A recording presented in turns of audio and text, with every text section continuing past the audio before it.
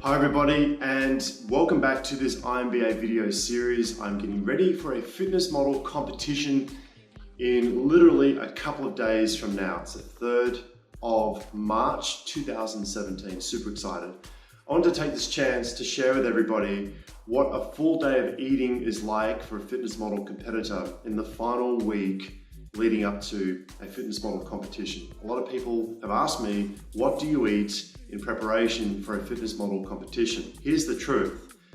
Nothing special, nothing different to what most people eat. However, the portions and the weight, in other words, how many grams of certain things that I eat will change. So everything needs to be measured, everything needs to be weighed. Because remember, and I've talked about this before in other videos, that weight loss is absolutely 100% predicated as the foundation of everything related to your body composition, predicated on monitoring, tracking calories, i.e. energy expenditure. You can do that through counting calories, counting macros, counting portions, counting points. Doesn't matter what the you call it, it's all predicated on energy balance.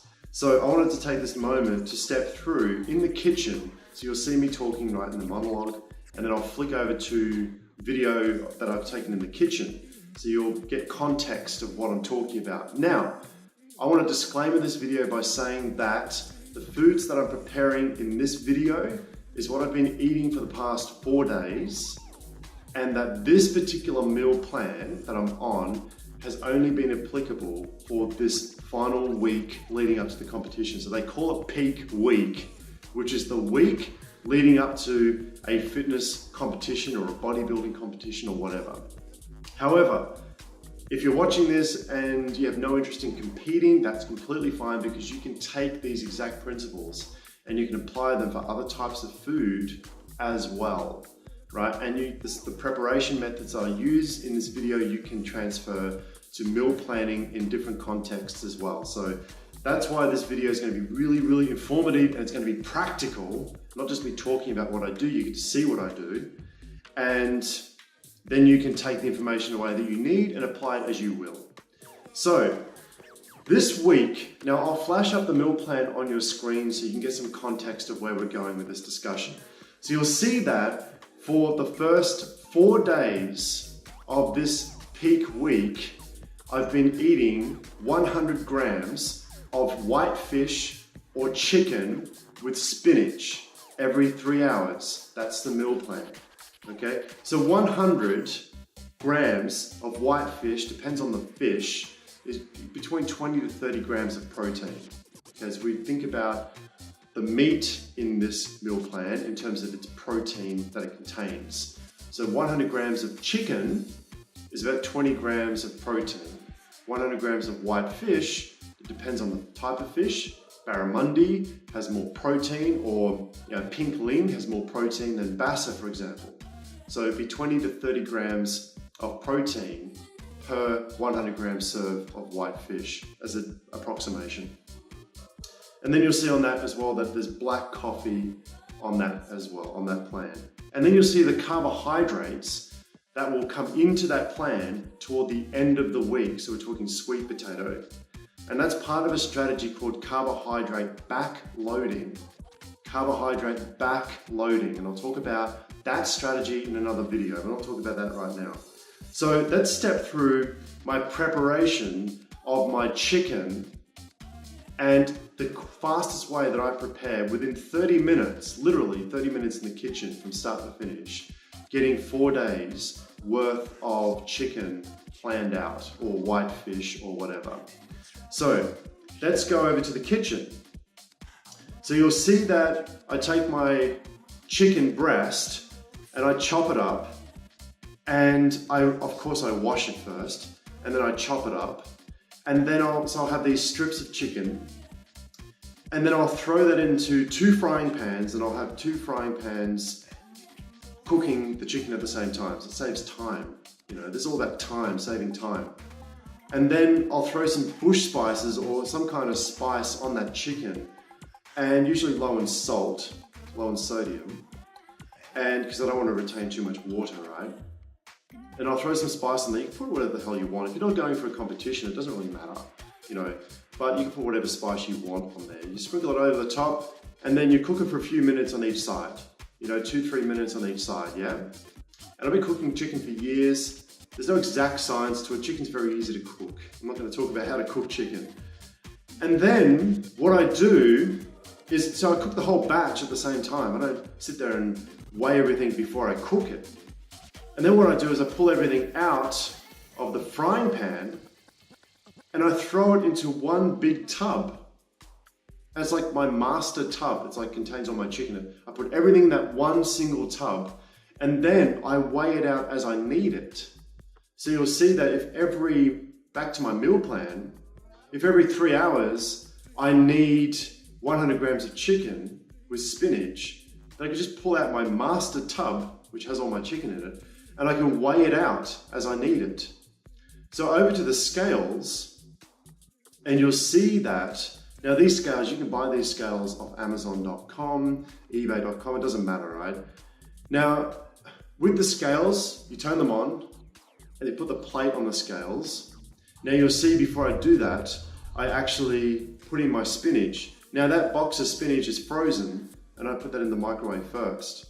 And so it's about 50 calories of spinach total, but I don't count the macros on that spinach, it's 50 calories. So I'll microwave that for about 2, 3, 4 minutes or so. Pull it out of the microwave, and then I'll put the whole plate onto the scales, and then I'll reset the scales to 0, okay? And make sure you select the correct units. You'll see there that you select ounces, you can select, you know, kilograms, you can select grams, whatever. So you can select, in my case, I'm selected grams. If you're watching this from the US, you'll probably select ounces.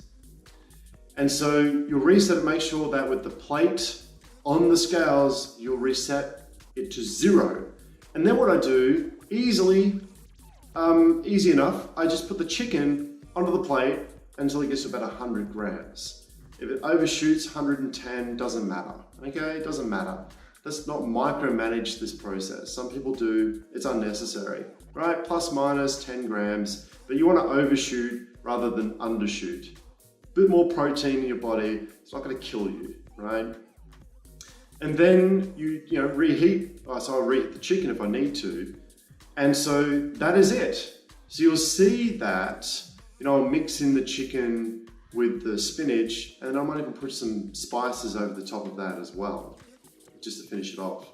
But, for example, if you're doing this for work, you're about to go into work for a full day in the office, then you can have your 4 or 5 or 6 containers, and then you can just measure out, you put the container on the scales, reset the scales to 0, and then throw in your 100 grams of chicken, right? 110, whatever, grams of chicken with, 4 or 5 little squares of spinach. That's what I've been doing.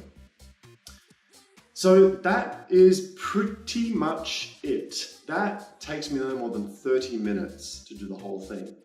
Very easy meal planning. It's not the only way to meal plan, but if you're watching this and you're thinking, well, don't eat chicken, you can have beef instead. You can have 100 grams. Now, for me, I'm getting ready for a competition, so I won't be having that. But for you, if you're watching this, you don't eat chicken, you'd have 100 grams of beef as well. Convert that to ounces. If you don't like spinach, you can have vegetables instead. Vegetables are absolutely fantastic. Broccoli, carrots, cauliflower, spinach. If you like spinach, you can have other mixed vegetables in there as well. And, you don't have to weigh the vegetables. You can if you want to micromanage it. And if you're a beginner starting at the meal planning journey, then I do suggest that you do weigh your vegetables and you do factor in those macros, or those the amount of carbohydrate and protein that's in those vegetables. But in my case, I don't always measure or weigh my vegetables, but I always measure or weigh protein-based sources of food: beef, chicken, fish, and so forth. And so it could be 100 grams of tuna. You could use that application on your phone. If you're watching, you have a smartphone, hopefully you do. Then you can use My Net Diary, And actually in another video series, an Ultimate Body 2.0 on Amazon, like if you're watching this on Amazon, then you'll see that, I believe it's season 2, I talk about how you can use MyNet Diary to lose weight. And I talk about how to calculate all the numbers and the macros and that kind of stuff. And then you can use these meal planning strategies that I talk about in this video, and you can just go over to that video series and you can use MyNet Diary, very easy to use. And you can input the values into MyNet Diary, you can track what you eat, and you can watch the weight fall off you like this. It's crazy how easy it is. It's not like back in the day. I remember when I was growing up, when I was a little kid, we used to have calorie counting textbooks. You had to go through a textbook to look up how many calories are in X, Y, Z. Now, there's food databases, MyNet Diary, MyFitnessPal, whatever, it doesn't matter what you use, they contain food databases, and you can type in the foods that you like and enjoy the most, and it will automatically log and track those calories and macronutrients for you. How easy is that? You'd think it'd be easier than ever to lose weight. In the world that we live in, technology has made tracking calories easier than what it's ever been in the history of man, but people still struggle with it. So check out that series, Ultimate Body 2.0, I'll flash it up on your screen, and that contains instructions on how to use MyNet Diary. But I hope you found this video helpful.